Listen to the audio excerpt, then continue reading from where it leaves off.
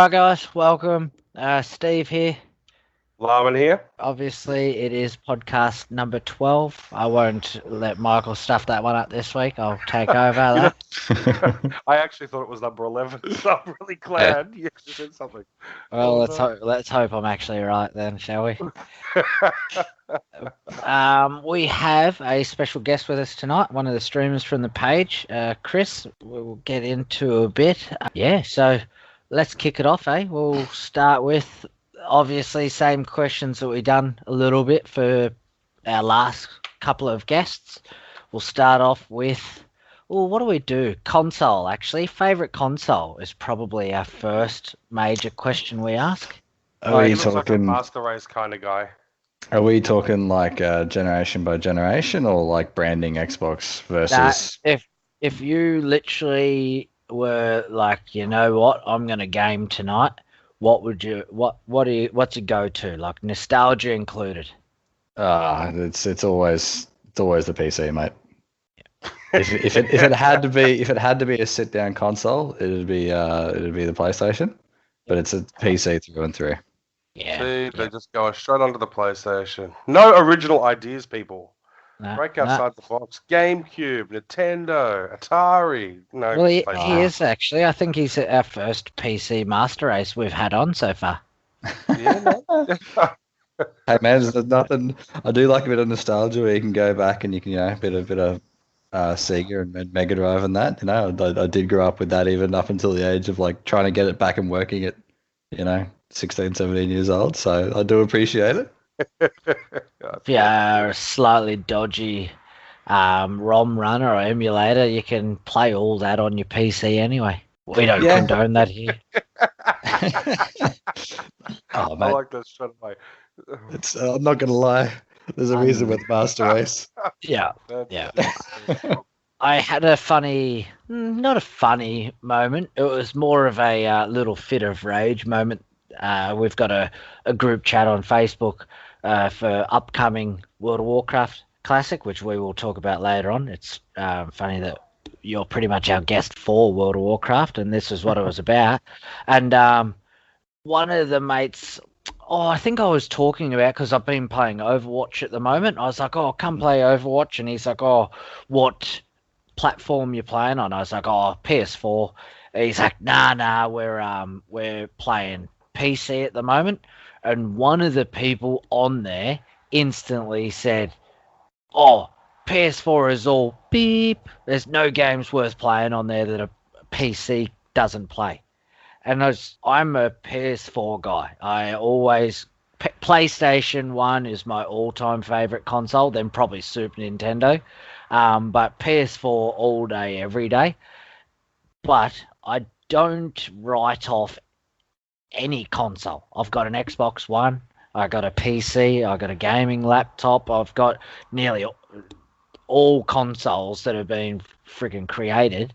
And it frustrates me to hear a gamer instantly belittle another console because of it. You can put a bit of that down though, just the general competition, just like the classic example of cars of Ford versus Holden. You're gonna get it's gaming banter and gaming sledging. There's nothing achieved by it, and it's just the whole master race concept. But he blatantly won't buy a console. He's like, nah, no games are worth playing unless it's on PC. Is he generally like a one game guy? Like he doesn't run multiple things. He'll burn something out for 6 months at a time, and then life kicks in, and then he has to go back to something else, and he'll pick something else up. Or no, he is a pretty avid Steam player. Like if it's on Steam, that's pretty much him. He doesn't play the type of gameplay that I do. Like I play a lot deeper single player RPGs like God of War, stuff like, especially a lot of Sony's exclusives. And I rattled off 2 or 3 of them that, like God of War, Horizon Zero Dawn, stuff like that, where it's like they are games for me that I would instantly purchase a console just to play them. And he's like, no, I won't play them. Not worth it. There's better games on Steam. Not worth wasting my time. And that's it. How can you be so close? Oh, okay. Well, look, I've got a little secret to tell you, Steve, as well. I've been converted. Ah, good. You're coming out of the closet. Dangerous words. Dangerous words. I know, and it makes me sick. I recently bought a PlayStation 4, and I felt dirty. I really did. We all know the reason why, right, Steve? Yep, I you think look that might smart. be coming out soon. You look smarter now. What was that? Who is it? Got him. It wasn't even me. My hands are up. Yes. Obviously, your Final Fantasy remake conversation is winning him over, right? Like, yep, that's making a switch.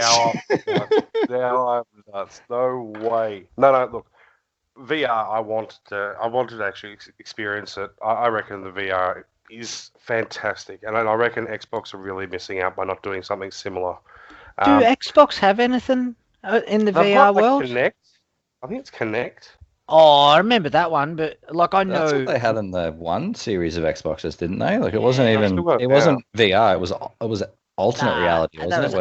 So you use your hands. They impose you into something versus involving your. Yeah. What's the difference between virtual reality and augmented reality? Virtual reality is you're in the actual game. AR is it creates everything around you. That's right. That's why with the Kinect it would be like you're waving your hands, and on the TV it would show fish dropping down from the ceiling, and you got to hit the fish and stuff like that. That's what there are new. There's new things out there. I played like over in Thailand. They have a full deep VR, but actually at Chermside near us Queenslanders, they have laser skirmish that is VR AR. That's gonna be so epic. It's getting out there, eh? It really is. Like even looking at I just got the basic VR package with the worlds and that, and you're looking. You're in a cage, so it's that classic shark one. You go down, the shark starts destroying the cage. You feel like you're going to be eaten just in the nick of time. Spoiler alert, the rock hits you and you save the day. But actually being there, like my 2-year-old loves it. Like every time I walk in, Daddy, play game. And I walk in the room this afternoon and she's got the VR headset on. It's all turned off, so she can't see anything, but it looks hilarious. Yeah, so it's a photo of it's a video of a guy that's got his daughter sitting in front of the TV, and he's got his daughter in a washing basket, and like they're watching the first person view of a roller coaster. Just exactly the same thing that yours. Yeah. It's been doing the rounds for a little while now, but like it's just amazing how little things like that. But they've taken that small basic concept, which hell we could have done that years ago, and people probably have, and now like that's being brought into the reality of it. Like I remember same concept going to SeaWorld one day when I was young, and they had the same thing. You sit in the chair, you're surrounded by audio visual. And like I remember walking out of that place in tears because I was so petrified. I'm pretty sure it was like the one at SeaWorld where like a shark came up and ate you and all. Oh man! But you had to go out of your home to do that, and you just managed to describe that in your own house. Yeah. No, it was like the Batman ride back in the day, like the 4D kind of thing at Dreamworld. Even just on that VR topic, just quickly before I get off it. Like it's even good for people like with small apartments or things like that want to watch like their TV or movies or things like that as well, because it uses a screen inside the actual headset. You don't need to have a 100-inch TV screen like I've got. You can actually have a normal small laptop screen, and you can actually still, when you put the VR goggles on to watch your Netflix, your YouTube, everything, it does on, I don't know what you call it, a digital screen. Is that what you call it? Yeah, it's a projection in there to replicate a 225-inch screen. And it's just massive. Split it, and it's two separate, and they're slightly offset. And you can actually download the app where you're sitting in a cinema, so it shows you the cinema screen, and that's the movie you're watching. That's pretty sick. I haven't delved a lot into it, but I tested it out the other day watching a movie, and it just looks unreal.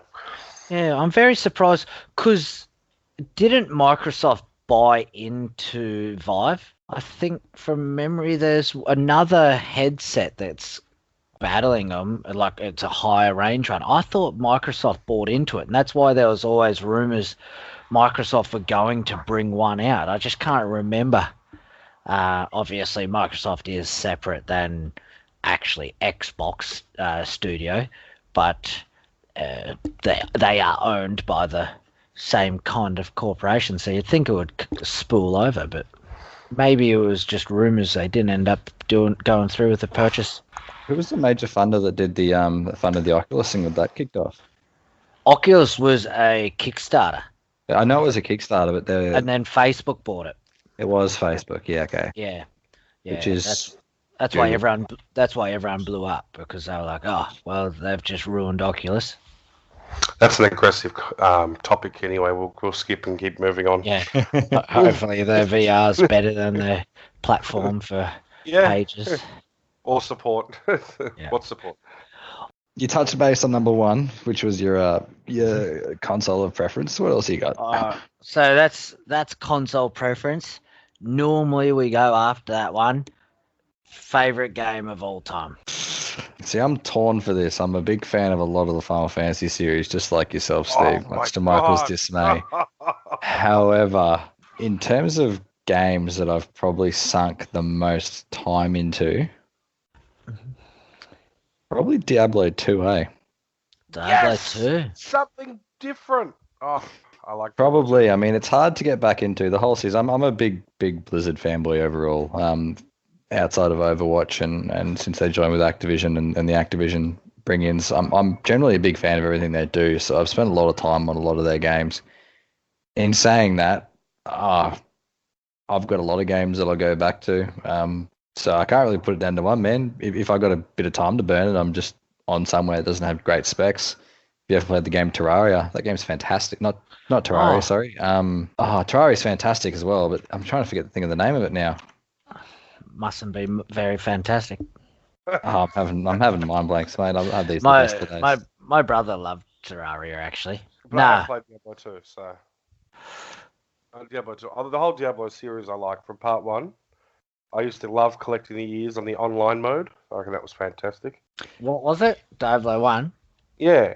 You used to, when you play online, you collect ears of people. Yeah, you kill people when you get their ears. Yeah. So I'd be using like hacks, not approved things, and actually just go, haha, you can't kill me. One chop, you're dead. Because I wasn't actually good at the game. Sorry. What was the game? Faster than light. Faster than light. You can throw a simple 1 or 2 mods on that, and that game is so good to easily burn 1 or 2 hours effortlessly, and it's just great. It's solid. The soundtrack is also amazing. No, yes, we have all rage quit to that game when you get right to the end and you just can't do it. There's nothing you can. But it's good. Like, it's on the tablets as well, Steve. It's on. No, I haven't even heard of the game. It's such a simple. Yeah, it's like a simple design of a ship. You can fly different ways to different galaxies depending on which route you take and or route you take, whichever you'd like to pick up on. It's not a Friday night. If you got a bit of time to burn, like if I ever have my laptop at work and I'm doing a late night, just virtually being there as a standby on call, my laptop's pretty crap the best of days, but it's a 2D game, it's old, it's simple, exactly as Michael said, and it's great. It's an amazing time burner, and it's simple. I used to get the rock guys, by the way. The big rock guys that stomp around, but I'm gonna have to look it up after we finish. FTL. Crap. Favorite game. Okay, check. Favorite genre. Well, I'm a big MMO fan. Just in general, I can find myself sinking time into them pretty easily these days. This is going to be probably too deep, and we'll talk about it later. Did you find that the MMO world went a bit stagnant for a while? What do you mean by that exactly? I played World of Warcraft when it first came out. Just day one release, I was there. Final Fantasy 11, day one release for Western. Obviously, Eastern, it was out before us, but Western, I was always trying to hack it, but I couldn't read Japanese, so there's no use me being on that server anyway. And it just, and I played them for so long, like they were really the two.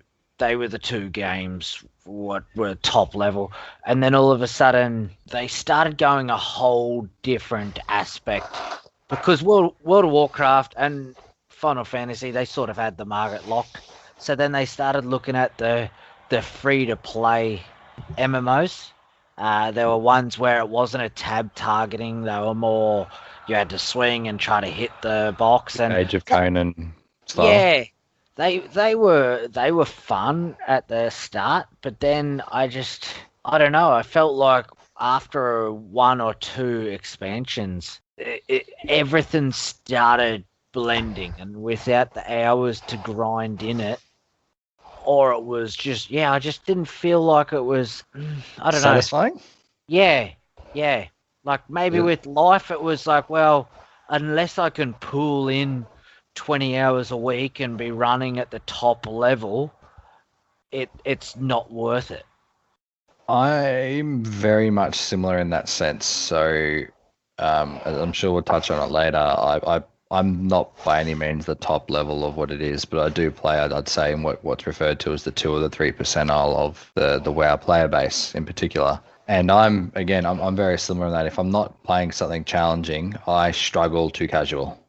To just want to grind, have a goal of I'm going to make gold or I'm going to do this. I can't do that. I appreciate the challenge. I enjoy the teamwork. And where things probably started to fall stagnant for you over time would bring in the group of the guild or the community that you run with and how well did you know them? Like, and I just started losing the time where I couldn't build that relationship with the guild. Yeah, and it's a bit of a fall down from there where it goes in, and it's, again, we'll go further details a bit later, but it's an ongoing problem that you have. I remember in Wrath of the Lich King expansions, again, World of Warcraft, which was probably, in my opinion, their best expansion they've done. This is before they had Oceanic Realms. I remember having phone numbers of people over in the States and that just to sort of get things going. And the servers back then weren't sharded, split like they are now, which is where there's too many people on a server, so they'll limit it to like 100 players in a zone at any one time. So you'd only ever have your server was your server. You knew the people in your server. You knew people's names. If there was a server troll, they were known. And that was a thing. There was such a community base on it because there wasn't... if you failed in a guild or you left them hanging and they couldn't do the guild raid that Sunday, you were known. You were known. You were pretty much put on a blacklist. I'm not going to lie. I got referred to as a ninja looter a couple of times. There was no truth behind it, but I suppose it's up to opinion. Yep. And exactly what it can blacklist your name to it. Yeah. I got a very similar situation because I was playing pretty heavily. Like at that point, I had no missus or no kids or anything like that. No life. So for me, I was like, apprentice, I'm at TAFE, happy days, let's do this. And I could just, as you may know, I'm halfway in a competitive battle on Overwatch right now. That's why I'm looking to the left. I thought I'd be on a longer waiting list and it's going straight into a game. Oh, this is so bad. Terrible. This is very professional. But like, that was, I missed a Sunday. So then all of a sudden, he must have died. He looked away from the screen. Yeah, Did you die? No, I ran off to heal. He's struggling.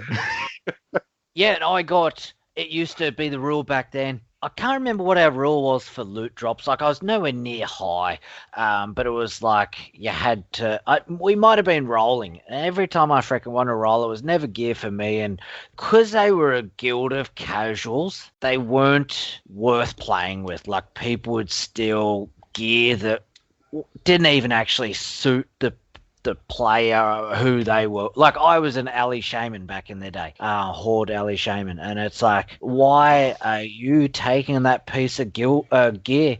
You're a priest or a warrior, and it's like, what that doesn't suit you. And I was never a good enough player where I was like, oh my guy, I need all this DPS gear and this and that. Like one of my friends, he was very into it, so I got him to give me a lot of the tips, I guess you could say, for what gear I want. And yeah, it was just that for me.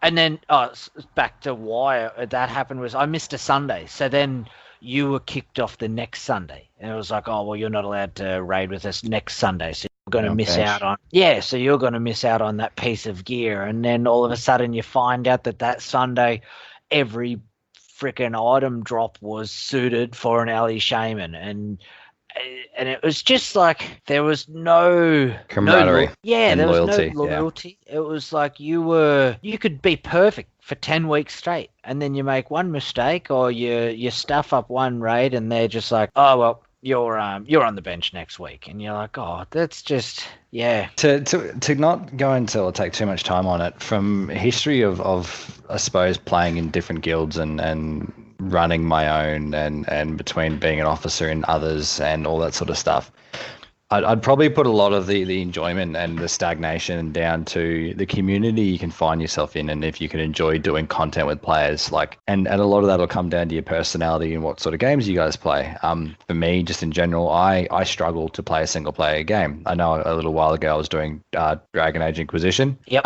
That's in I suppose you'd say you can it's immersive, which Yep. I can do, like Skyrim I can do, immersive games I can do, no problem. If you, however, try to get me to say play, I don't know, StarCraft by myself or other games like that, you won't let me last long. I won't be able to do it for long at all. Yeah, well, it's funny because I'm a deep RPG player, single player RPG.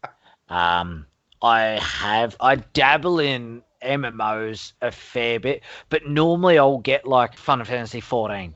I play Realm Reborn. I had it on day one release, and it was absolutely terrible. And then obviously they pulled the whole game, redone it, and they re-released it. And it's now actually probably one of my favorite MMOs.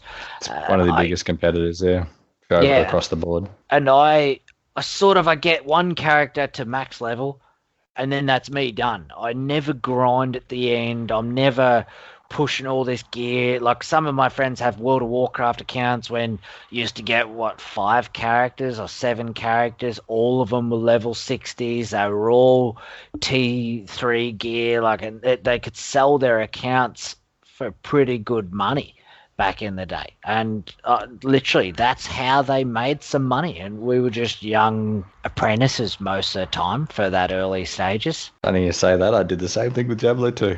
That's probably why I enjoy it so much. Selling gear, selling runs, power leveling, boosting, same concept. Well, one of my friends sold a skin in Counter-Strike the other day for $1,000. Yeah. It was literally a skin. So why would people pay for that? I don't understand. Well, some people just have the money, or some, like, if you're like, he sold one, I think it was an AK-47 skin for $700. For me, I couldn't do it, but I've got friends, like one mate, I probably shouldn't say his name because he'll be a little upset. When he used to do World of Warcraft, he'd have a bucket and a freaking flannel to wipe himself down with. Like, he was doing solid days at the computer. That's extreme. Wow. Yeah. A bucket and the flannel. Well, actually, I've got the bucket and the flannel, but that's because I'm sick. So I don't know what he's. He was an Energex worker. He just probably 4 hours maximum a night worth of sleep for years, I reckon. All with World of Warcraft. He was so heavily addicted. And like, I've never known the money side of it. I've never even, you said before, Diablo 2. Like, what would you sell? Would you sell the account you've used, or the Blizzard? You could do what you could. So it's just like, it was the Battle.net account, because that's back before your account was linked to your CD keys at the time. But it's just like anything. There's a market for everything in the world if it takes time to do.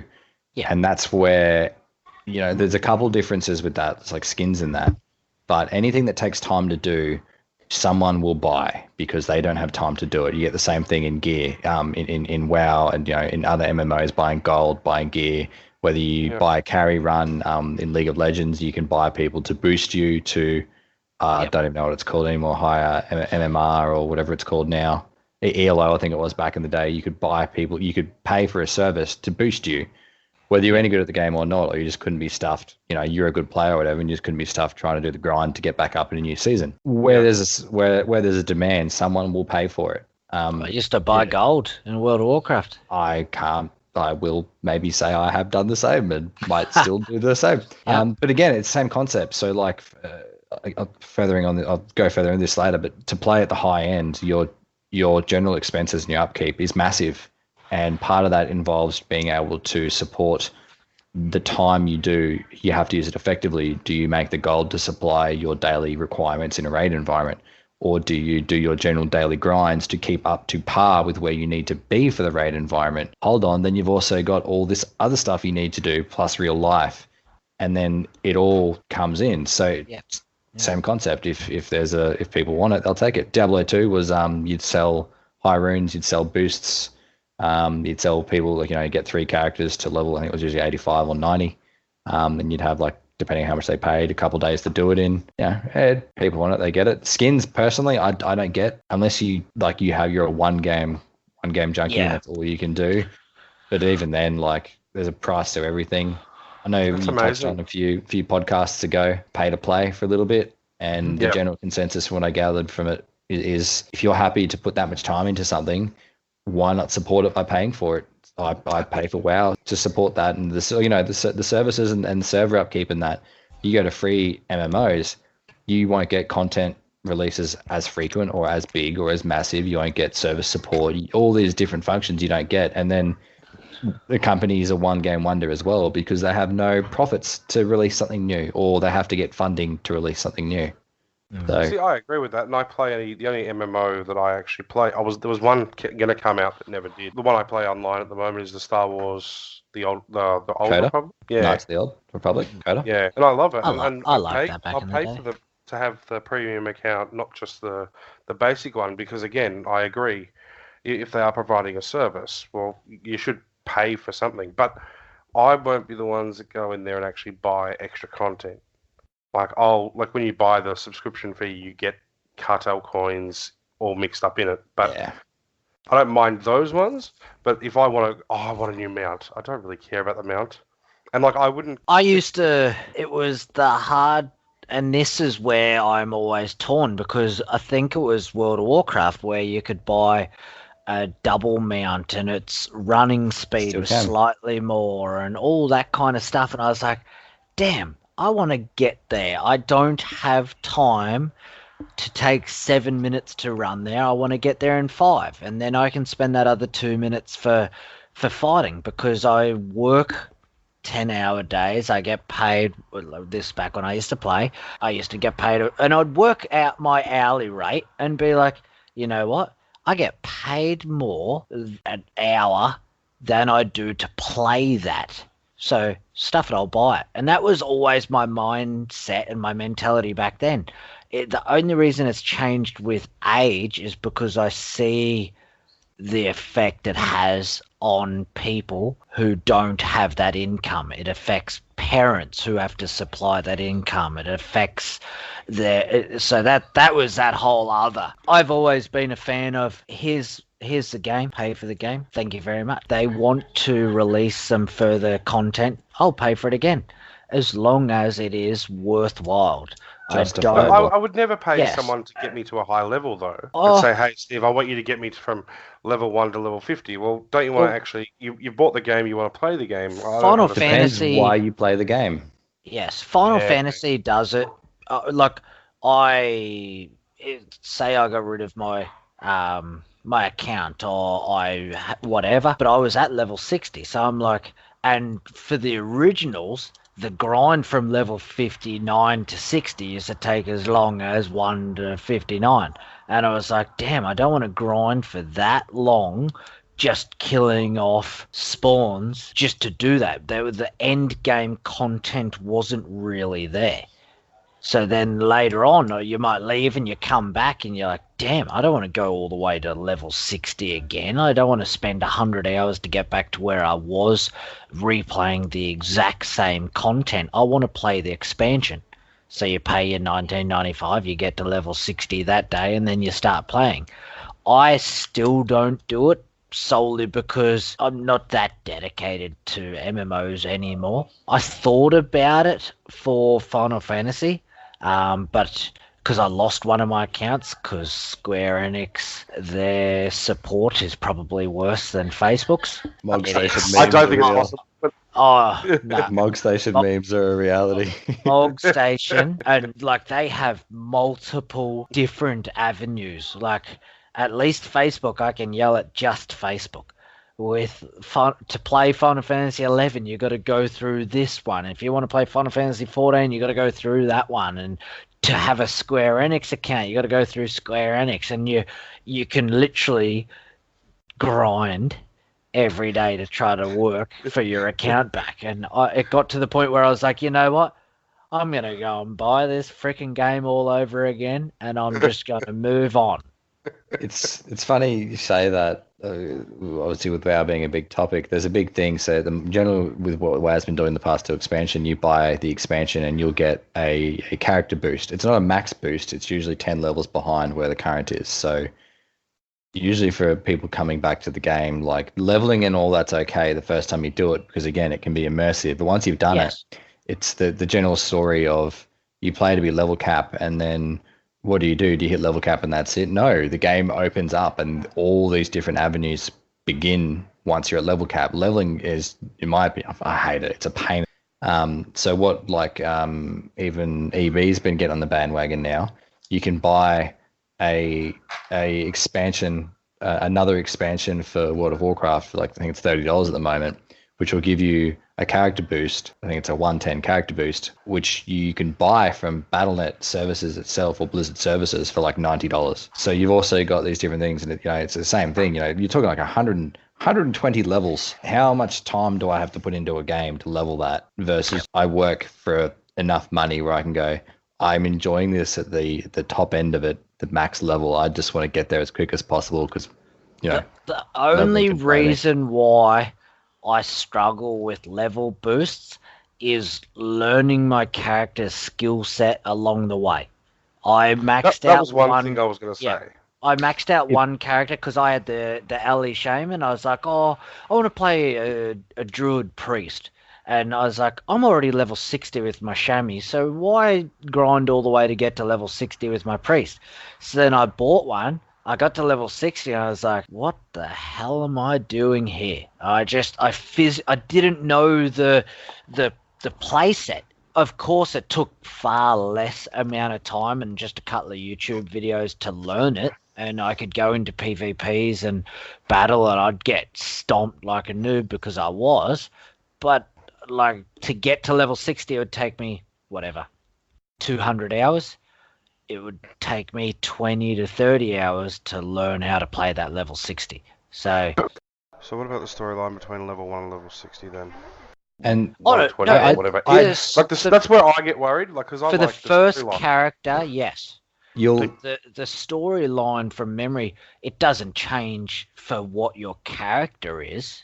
Not much. It's like Star Wars, for example. Star Wars, each different character has a different storyline, and so you've got a Sith Lord, where a guy with lightning, or the Jedi one. And generally from an MMO perspective of playing different few ones, that's usually true. Every different class or race, whatever it has its own story to an extent, but it's never. You might find out of say 100 hours of content, that story might only cover 2. Yeah. Whereas the rest of it, because if they tailored the entire game to each individual class as a whole, you'd be finding that their dev costs would be like absurd. Don't forget their story writers. Every bit of quest you take has someone that's sitting there and have to write that quest. No one reads them really. Some people do. I think they're insane, but some people do.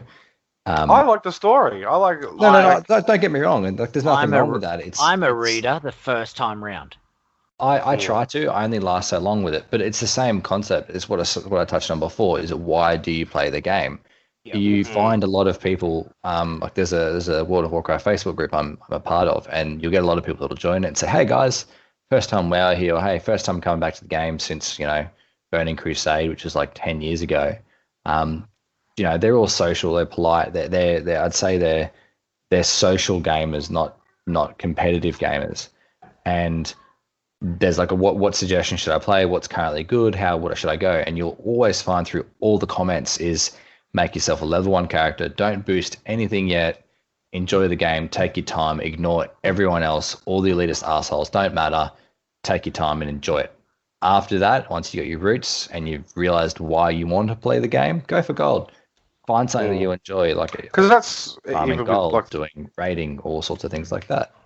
I was always a PvPer. Yeah. I wasn't a raider. I was always PvP.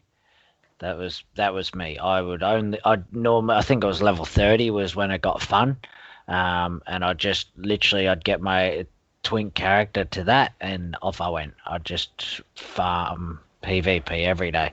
But I think that's why I not much rather I went towards Final Fantasy. I truly believe they have a perfect mix of nostalgia in their MMO. Final Fantasy. I'm just giving up with this Final Fantasy thing. Final Fantasy 14. Final Fantasy 14, it's good. It's unique. It's very unique. They've touched on in terms of like it's in terms of the style of game it has. They've developed or they've taken on the class-based system or so I'd say the job-based system, which is where you don't have one character at level 100. Your character is generically the same. However, what changes, I could be wrong. There might be a character level, but you've got your job levels. So you could have one character geared to hell, but it might be a level 1 archer, but it could be like a level 100 summoner or something like that. And then one day you could log on and go, you know what? I'm bored of this. I'm going to try something else out. Instead of having to regrind, refarm, get gold, all that different stuff to suit a new character, brand new, because some things aren't, like a lot of things aren't tradable between the two.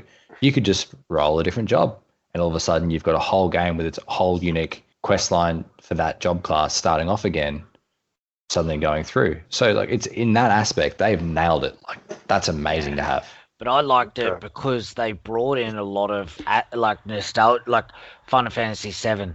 The casino from it is in Final Fantasy 14, and they brought back like a lot of the beasts and a lot of the bad guys, like the judges from Final Fantasy 12. They were the bad guys in Final Fantasy 14, and it's Final Fantasy 12. Yeah, 12. Yeah, judges, Judge Gabranth and all that sort of stuff. Yeah, Gabranth, and it's all different aspects like that. I really think they nailed the nostalgia of the game brand, so that's why I come back to that one as my favorite MMO.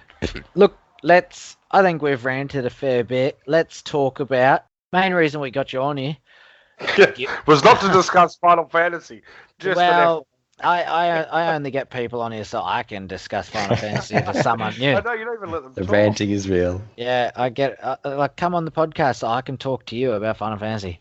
That's how we're going to advertise it. And Michael just sits in the background every time, shaking his head like, he's at it again. I just keep pressing mute, but it only mutes me, not him. Where's my? We got you on here.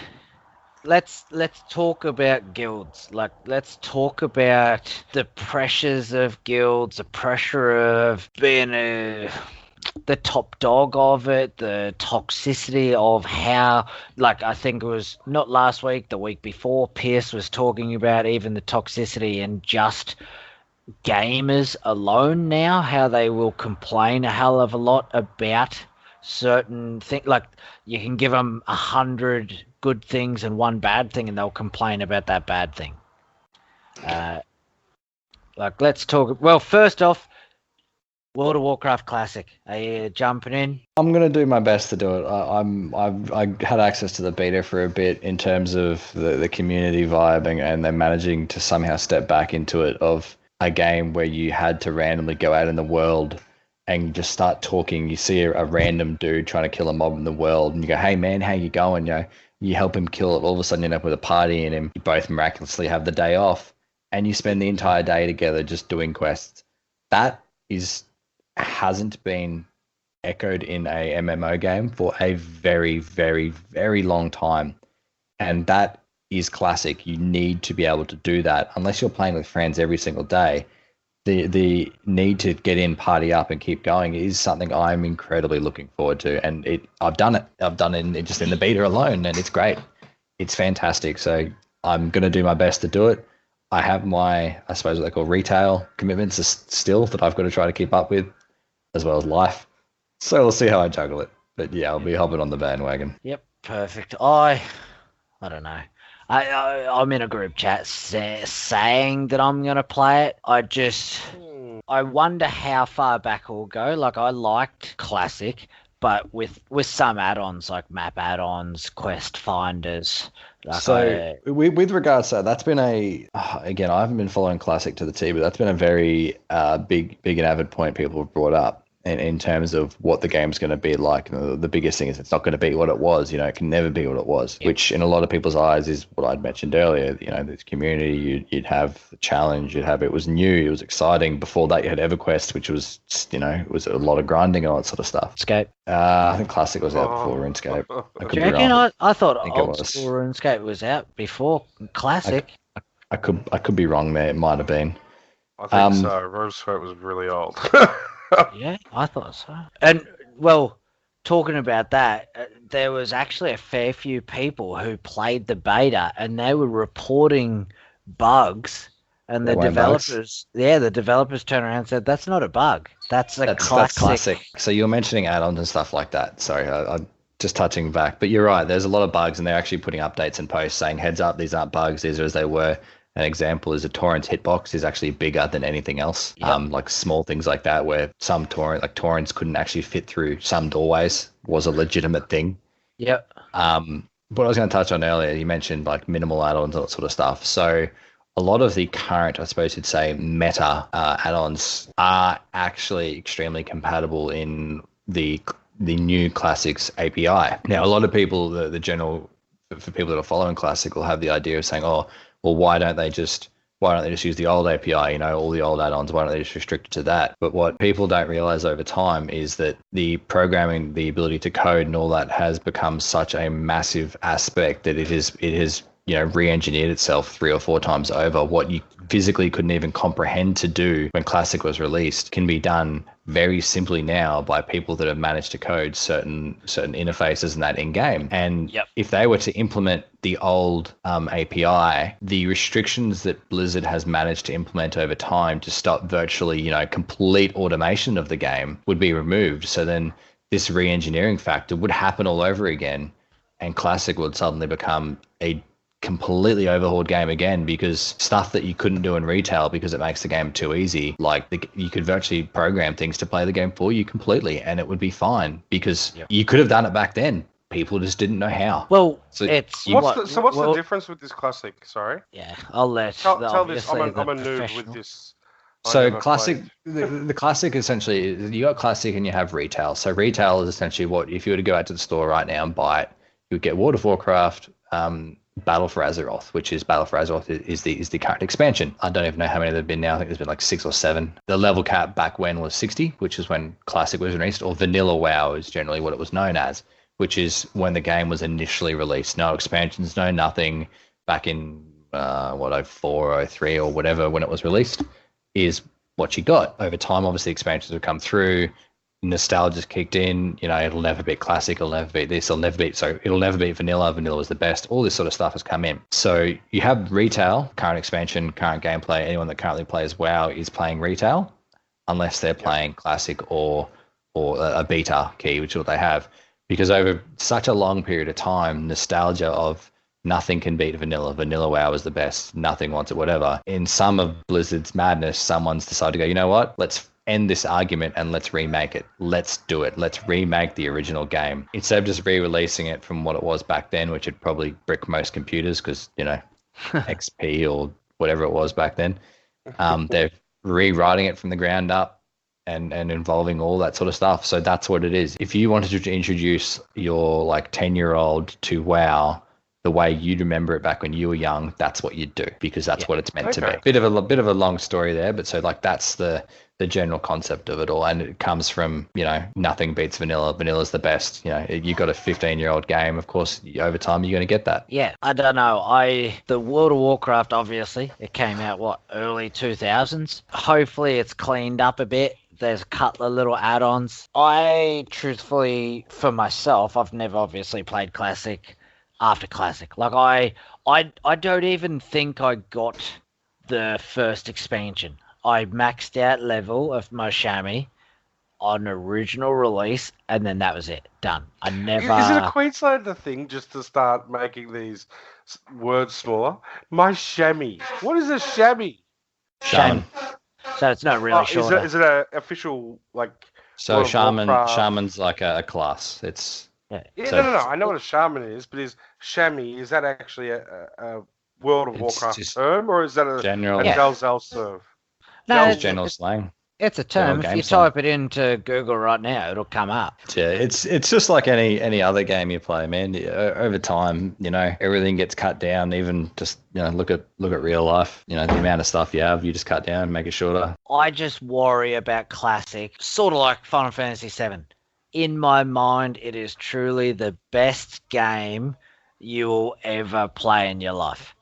Because it was the best game I ever played. But then I play it now and it's like, oh, damn, I don't have time for turn-based games anymore. I don't have time to grind 100 hours. Like, you know what I mean? So it's like, is that gonna happen with Classic again? Well, to be honest, it probably will.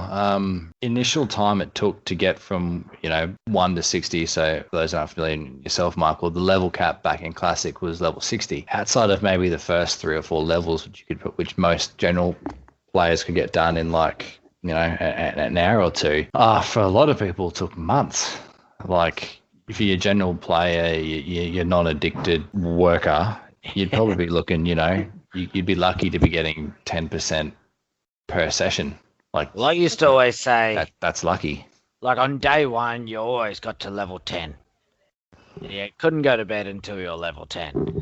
And then it was such a quick ramp up, but later on in it, like that's what I from memory, it took you just as long to go from level 59 to 60 as it did 1 to 58. It was like 58 to 59 was a set amount, and it was just like the grind. Yeah, that's the general idea of it, and that's what it usually ends up being. Is like it's usually not that big, but it's like 59 to 60 is generally from level 50 to 58.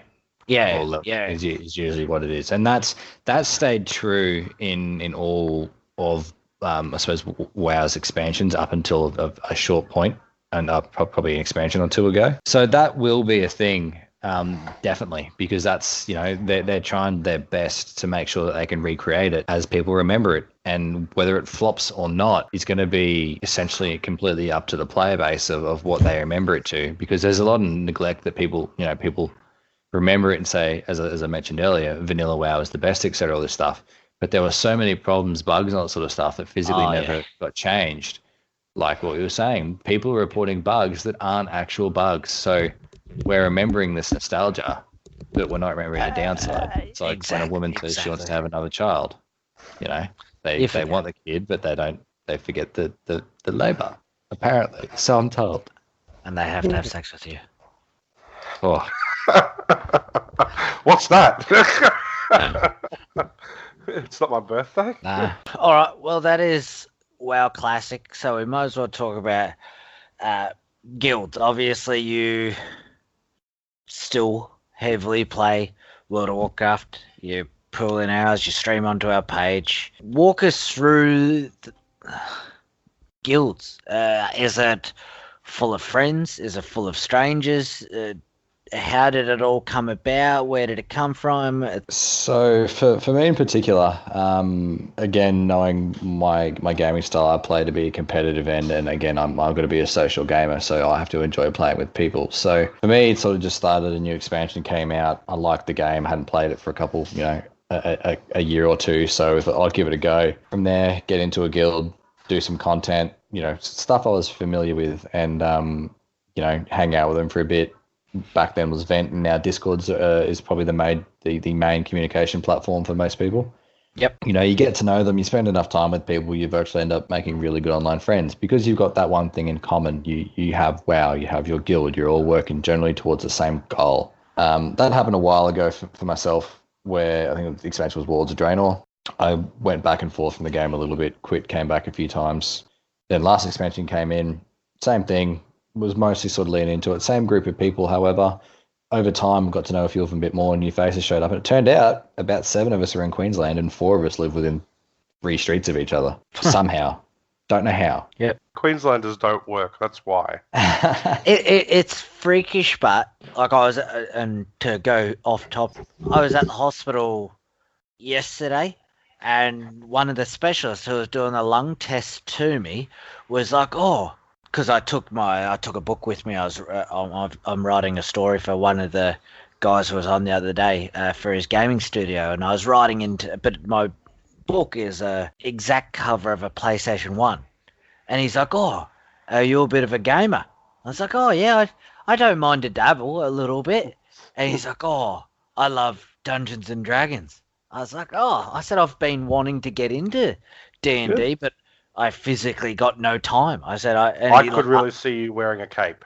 "Oh, I already wear a cape." At work. What do you mean? I thought capes. I want a cane. I want a Jurassic Park cane. Now look what you've done. I'm talking about canes. I don't know how you went there. I was talking about a red cape, like red. Man, awesome. And I was talking to him, and I was like, "Oh, look, between training and work and gaming, I don't have enough time for Dungeons and Dragons." He's like, "Oh, what do you train?" And I was like, "Oh, a bit of Muay Thai. I used to do Muay Thai, but mostly Jiu-Jitsu until I got this lung condition. I was training Jiu-Jitsu." He's like, "Oh, really? Me too. Whereabouts do you train?" And I'm like, "Oh, Infinity North Lakes." And he's like, "Whoa, I train Fifth Wave Narangba. It is physically 500 meters away from my club that I train at." And this is just a random, a random specialist who I'm just talking to. And the funny thing about Jiu-Jitsu is if you saw him on the street, he is a Dungeons and Dragons promo kind of model. Like, that's what you would truly think plays Dungeons and Dragons. Meanwhile, but meanwhile, he's a purple belt Brazilian Jiu-Jitsu. He wrestles professionally. Like, he's just an absolute beast. So you shouldn't yell at that specialist, should you? No way. Like, give you a hiding.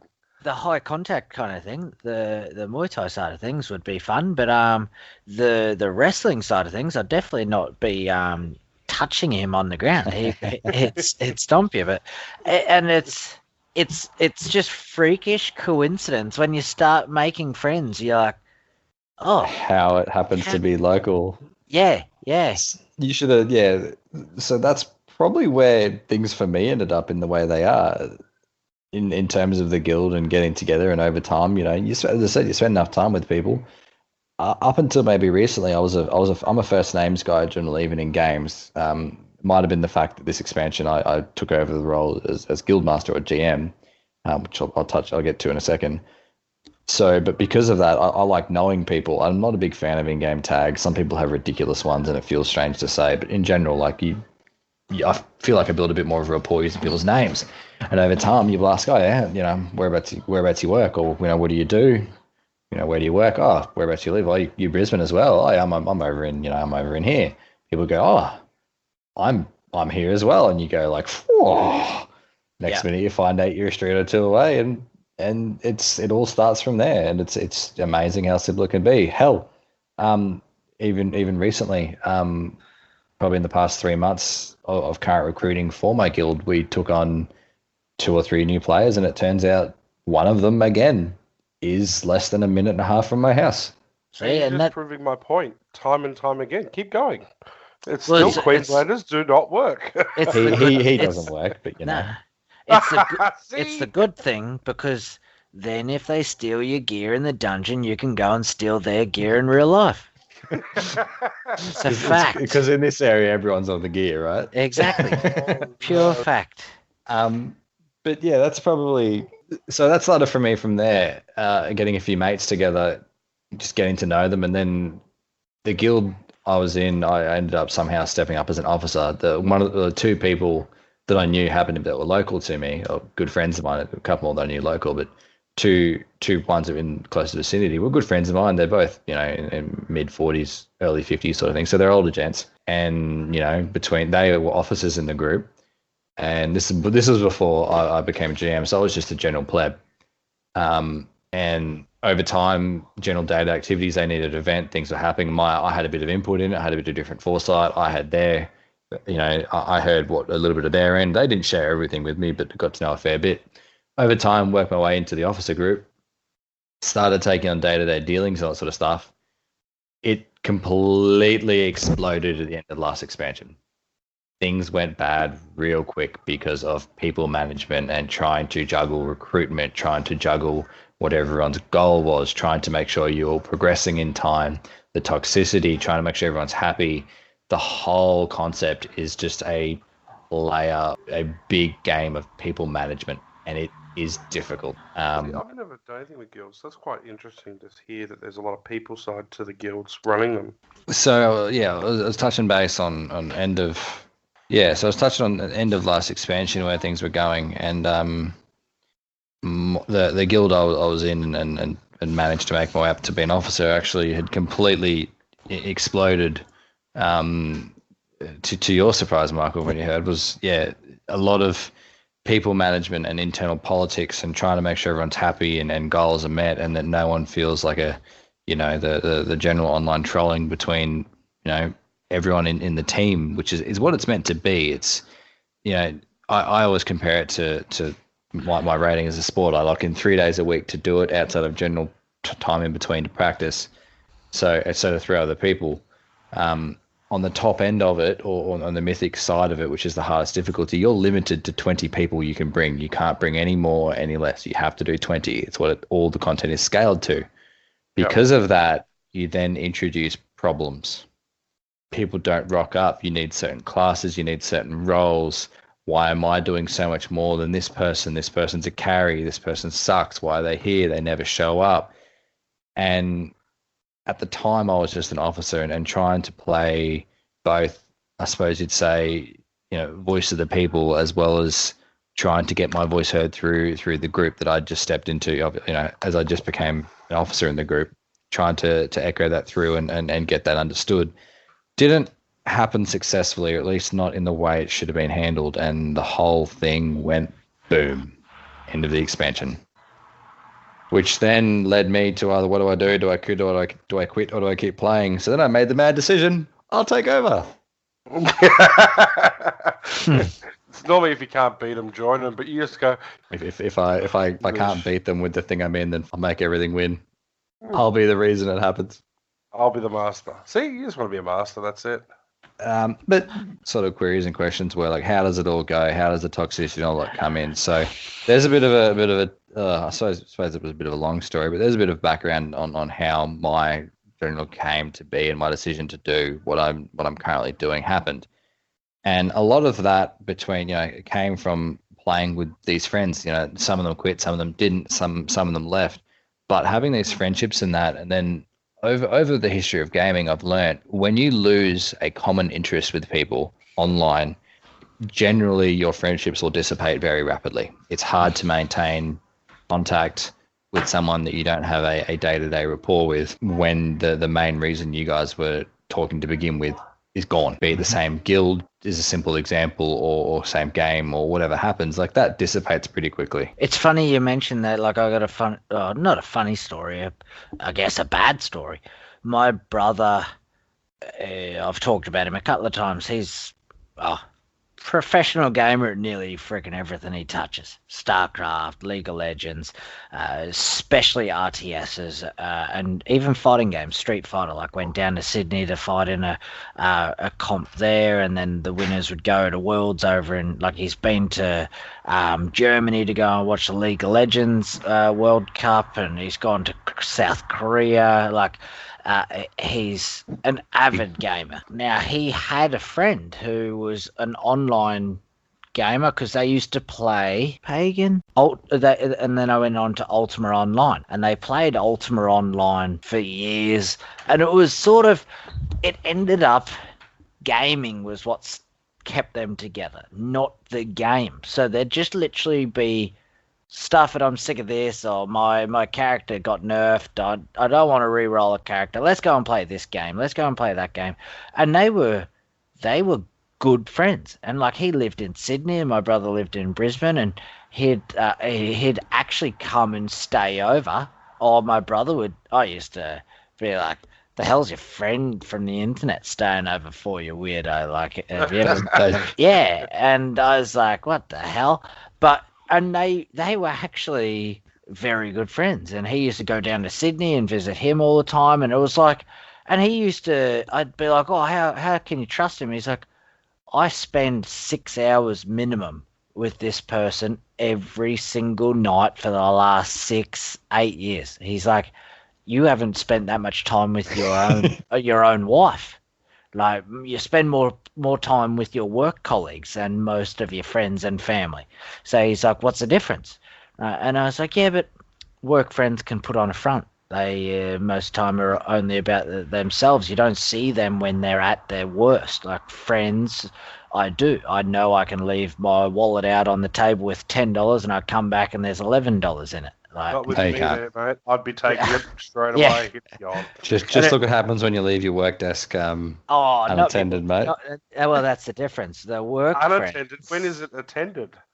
Yeah. That's a very good question. It hasn't been in the past week. I don't like that desk. I definitely do not.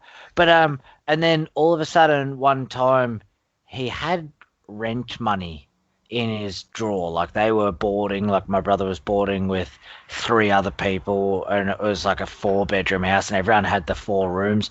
And this was 15, maybe more years ago. Before 20 years. internet banking was such a big thing. Yeah, so you used to actually have to go and give people cash. So it was his turn that week to go and take all the cash to the landlord, and they just put all their money in his top drawer, and off he went.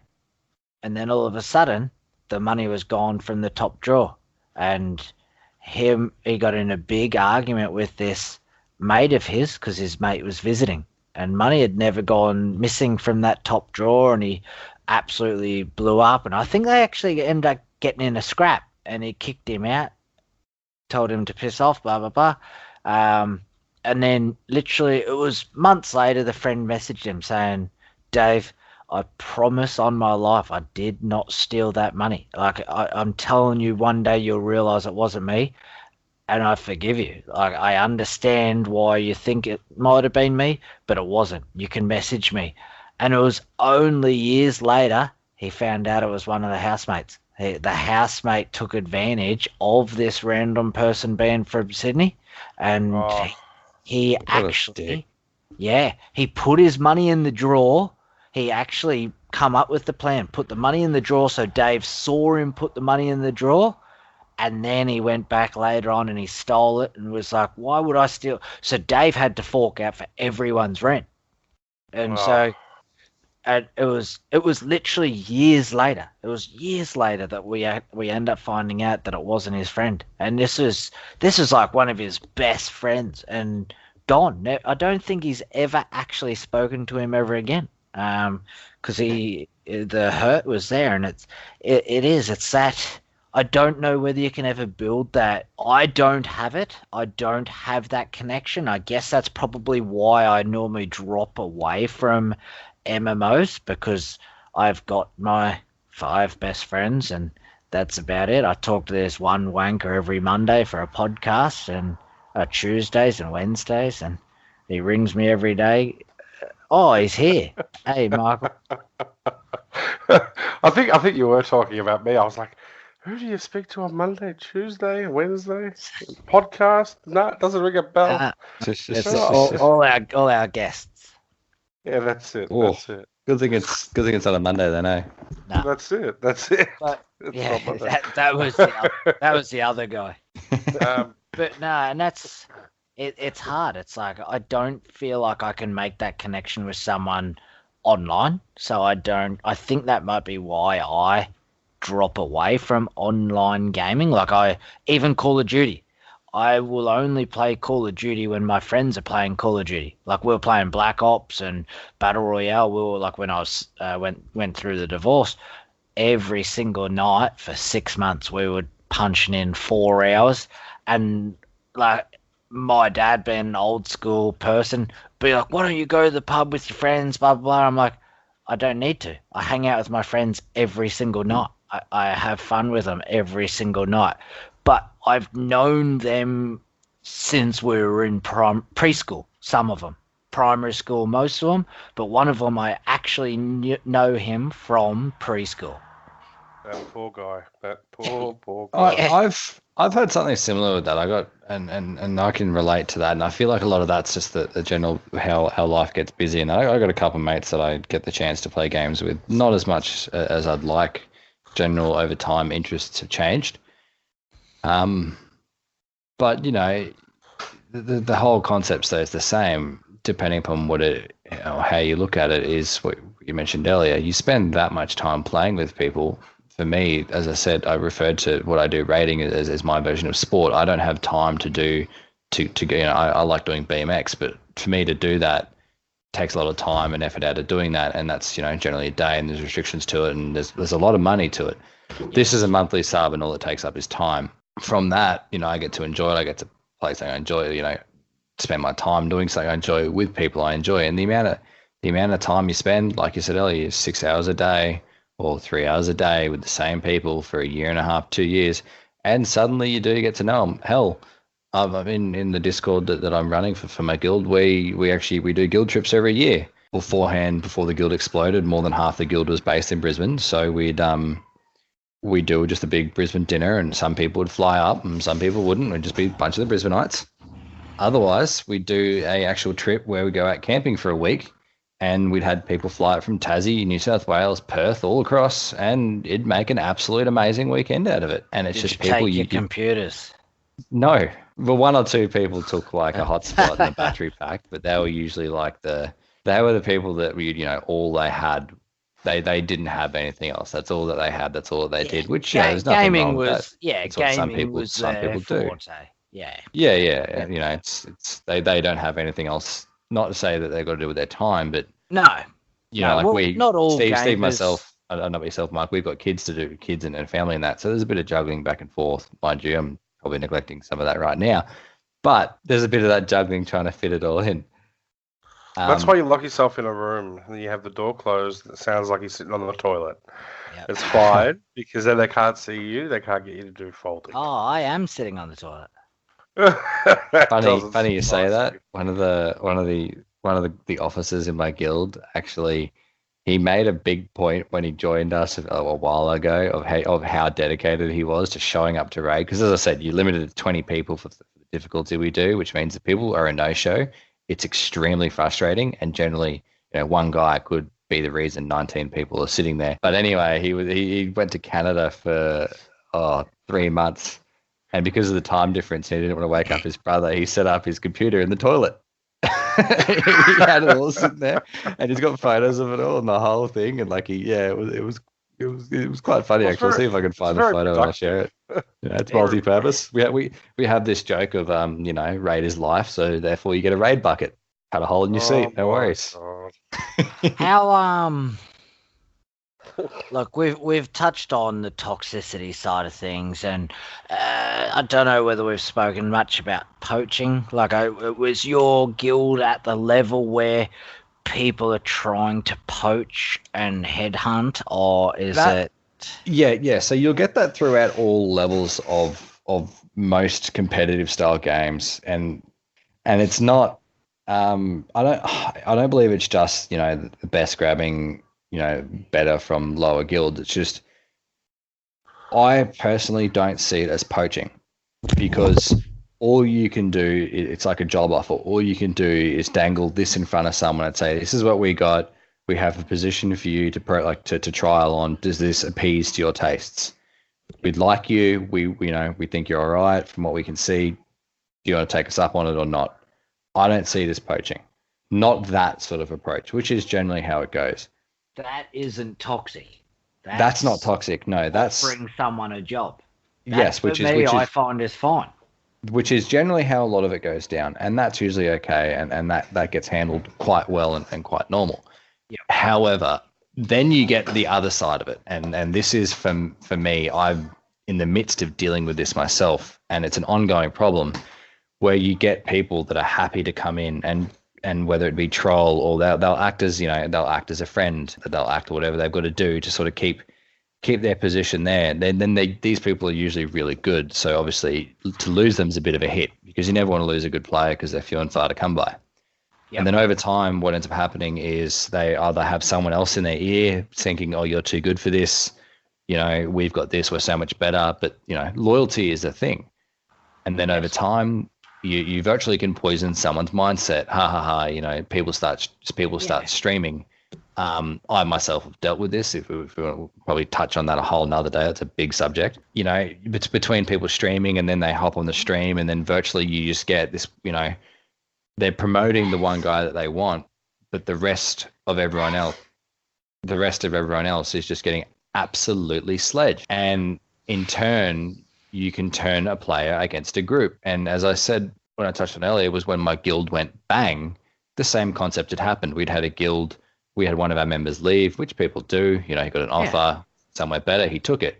But then at the same time, your friends, you play with these people for so long. So, I've got a couple of friends that are really, really good. I'd like to get them in here as well, but they're loyal, so they're not going to leave. Yes. So then what ended up happening was they started debilitating and just barraging and just insulting and indirectly causing chaos and virtually poison in people's minds and in terms of handling problems between each other and causing problems between each other. And as I said, things went bang. Stresses were high. People were frustrated. Things weren't being immediately fixed. And suddenly there was this field on the other side that was so much greener. And bang. I copped a little bit in one of the guilds that I was in. A very similar situation.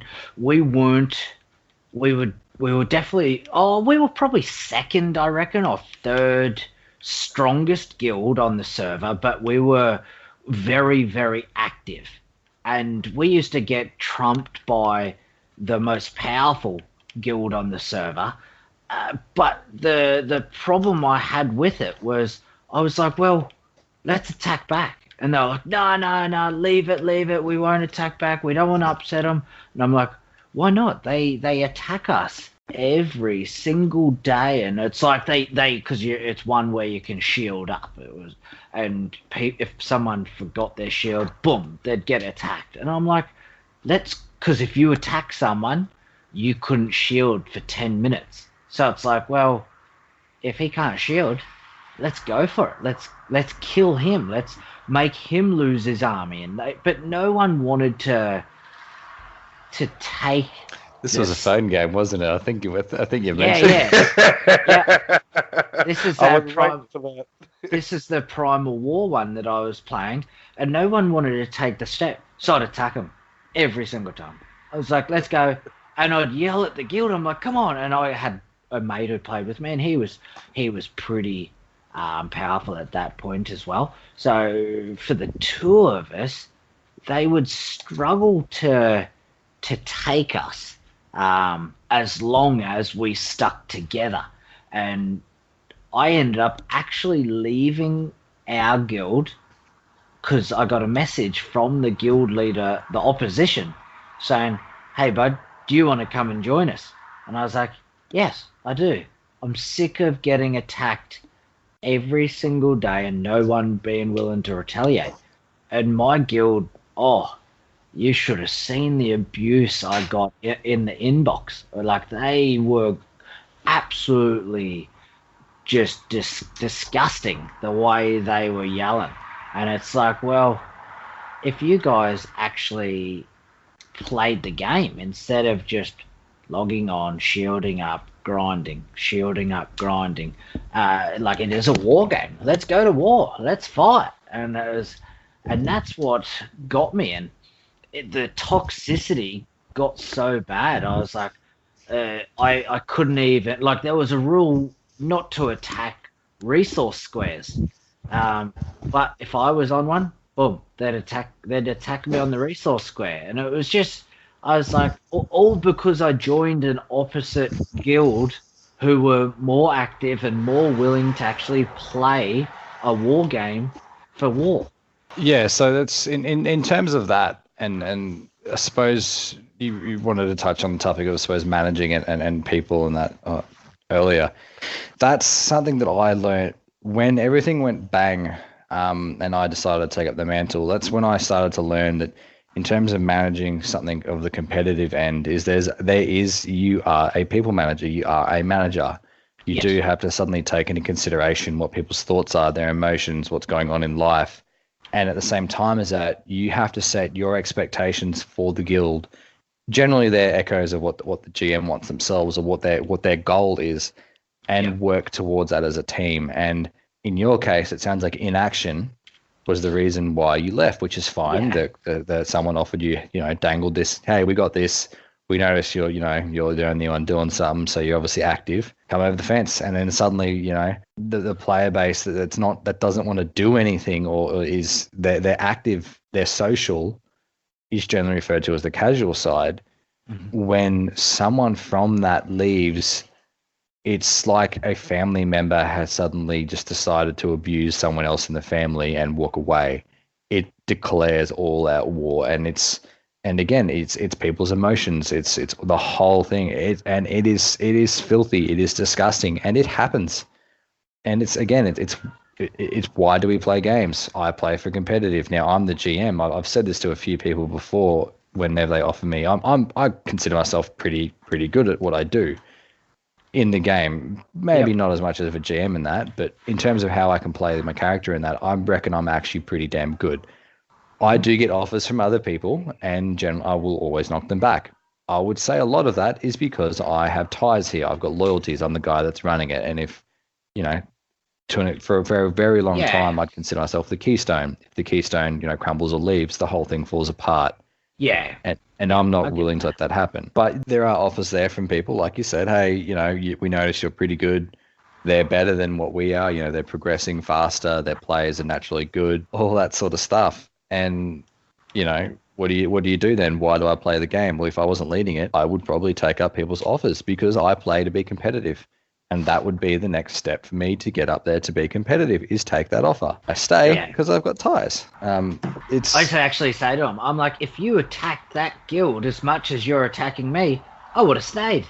Like, you are literally attacking me more. Like, they were more active coming after me than what they ever were the whole time. That's how they were willing to wipe their armies just to try to prove a point, and yet they wouldn't beforehand. And that's what got to me. I was like, oh no, we could have been great. And there's one or two of them now, because obviously the company brought out a different game and they stopped pumping in as much content into that one, and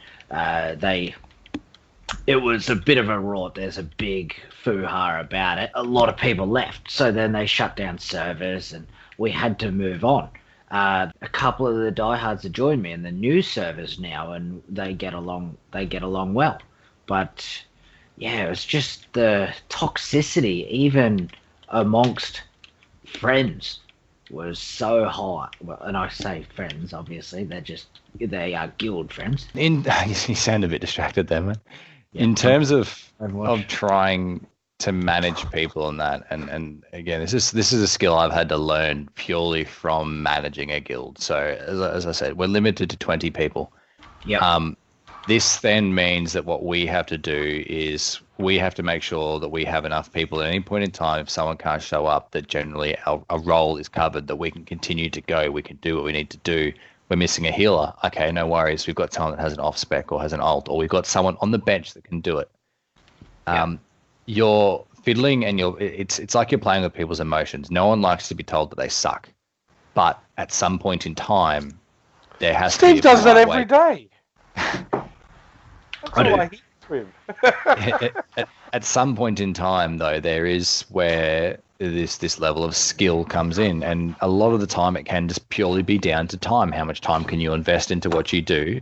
Yeah. Like games like those mobile games you're playing, a lot of that comes down to how much time can you invest, and then from there, how efficient can you do it? If you come in to a game on a brand new server release and you know everything about it, you're going to smash it because you don't make the same mistakes of investments and stuff like that. Yes. And in terms of running a guild and this limitation number of 20, I might have to say, hey, Mike, you're in for the night. Steve, I don't need you for now. Sit on the bench for an hour and a half.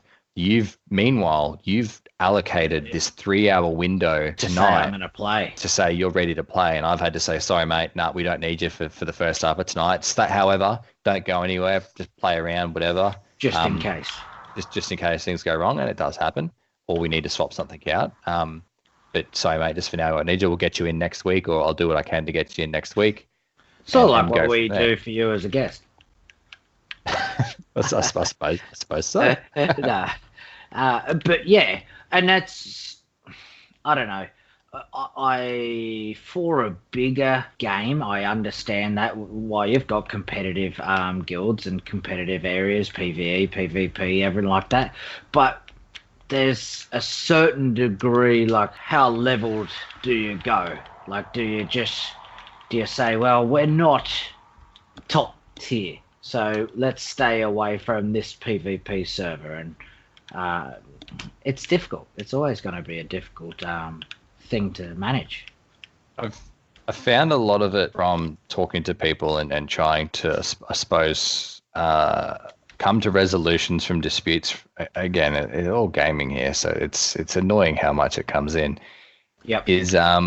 Usually comes down to people's goals and what they want to achieve in the time that they invest in something. Yes. Between playing WoW, playing other games on mobiles and all that sort of stuff, I always like having my hand in some form of leadership, whether it be running it or having a say. It just naturally seems to be where I go. Steve, you probably noticed that at work. Yeah, and it's people's certain it's people's personalities coming out. Yeah. And this is where the clear identification of people's goals has to come into play, because we play games to enjoy them, right? Again, I enjoy being at a competitive level and in terms of raiding, killing bosses, all that sort of stuff, making progression and enjoying it with people I'm with.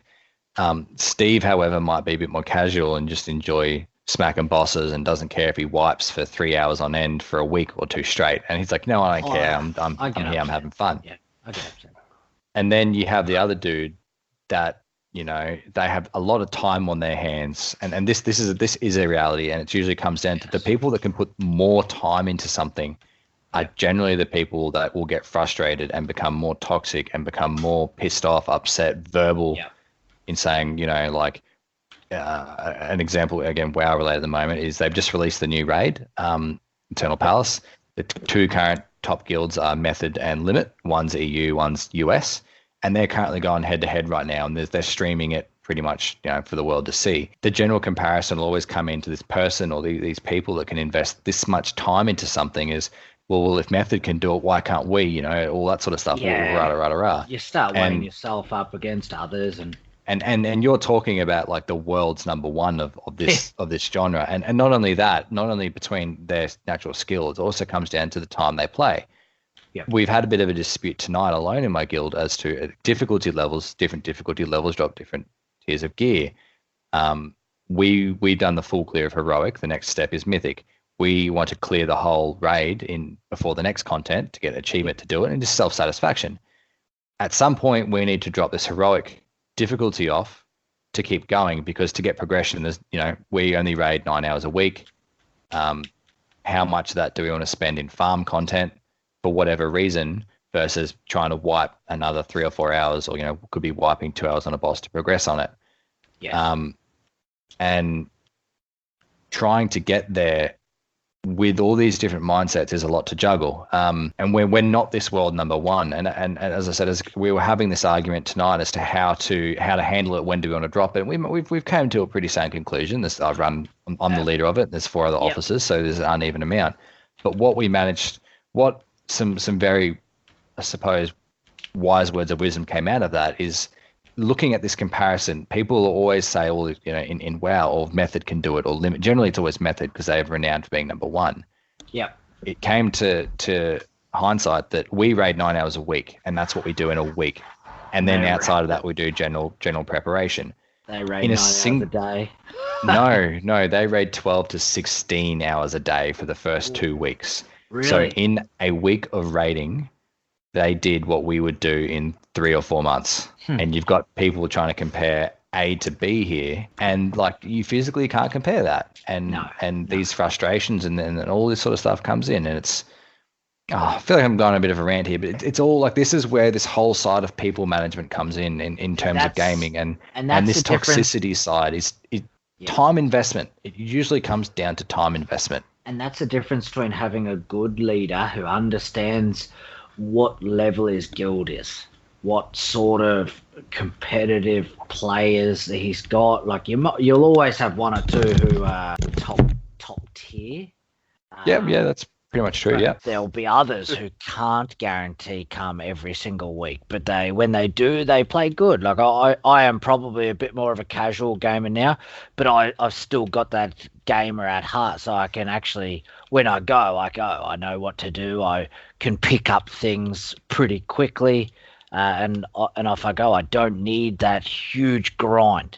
But there are other people who don't. They're not naturally gamers. They're just playing it because they enjoy it. It's like that Peter Simpson syndrome. They're just physically not as good. It's not their fault. They just can't do it. No, and it comes down to it. And that is a reality. And that is something, again, as a GM. And up until this week, I was also the raid leader. My life's kicking my ass right now, so I've had to step back officially from that. And that is a thing that you have to do. You do have to eventually say, hey, mate, because there is people trial to be in the team that I run. There does come a point in time when you have to say, hey, mate, I know you're doing what you can do, but you're currently not what we're looking for. It's virtually like you're firing someone from a job, or you're saying your probation, you failed your probation. Like you did good, you did okay. Yes, we may have, we turned a profit in your time being here, but you weren't a good fit. Like we want more, all that sort of thing. And it is a reality, and it is a more common occurrence in gaming in general. And this is becoming more, to breach outside of WoW now.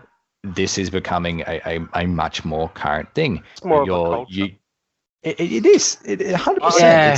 I don't think it's just gaming. I think there's quite a few industries that have the exact same things happening that you've just said. Elitism is a big thing. It's always been the big guy stepping on the little guy. I believe it's coming worse as well. I truthfully believe it's coming a lot worse. I would definitely agree. There's not a whole heap, of ways to handle. There's not a whole lot of information. The whole gaming world in general, it's exploding. It's this new thing. Streaming's becoming big. Anyone can start doing it. A few weeks back there was a very famous streamer who happened to commit suicide, and a lot of that was just the pressures of everything coming in, and it's massive. Look, anyway. I think we're going to have to wrap it up there tonight. Chris, thank you very much for joining us. We are definitely going to have to get you back. This is obviously a far bigger topic than what we truly thought it would be. I don't even think we really scratched the surface of running guilds, World of Warcraft, Final Fantasy. It's a fairly long rant, and I'm not even sure what we covered. So we'll definitely enough content to get you back. It's always interesting to have other people's point of view. No problem. Thank you guys very much for having me, and hopefully I didn't go on too much of a rant. No, I welcome. No, Steve did. Steve did, but you're fine. I welcome rants. They're fine. Cool. All right, guys. Just remember, subscribe the podcast, and Facebook page, and YouTube, and Twitter, and all that. Facebook page. And guys, just remember, it'll never be game over. Game has got a game. Sneaking